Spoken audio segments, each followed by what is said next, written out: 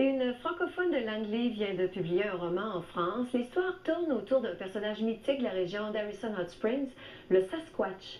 L'auteur en question s'appelle Nicole Dargère et Pierre-Philippe Bibeau l'a rencontré. L'oiseau plongea dans les eaux calmes de la rivière.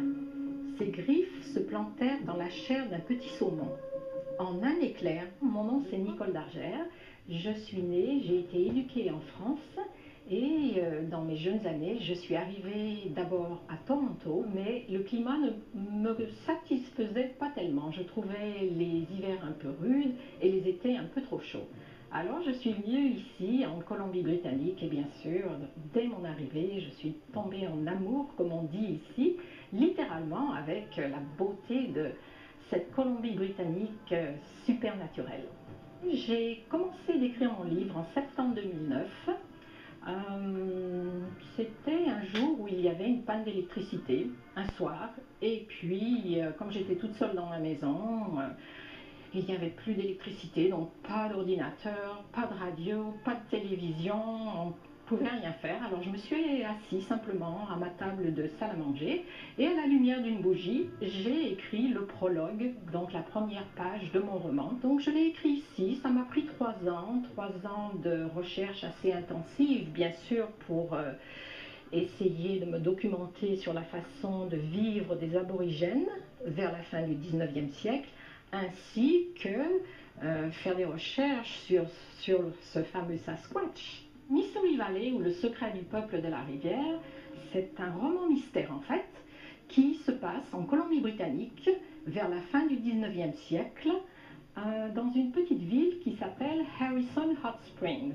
J'ai donc parlé des aborigènes qui vivaient à l'époque sur la rivière Harrison, et j'ai donc décrit la façon dont ils construisaient leurs longues maisons, la façon dont ils construisaient leurs canoës, leurs outils de pêche et de chasse.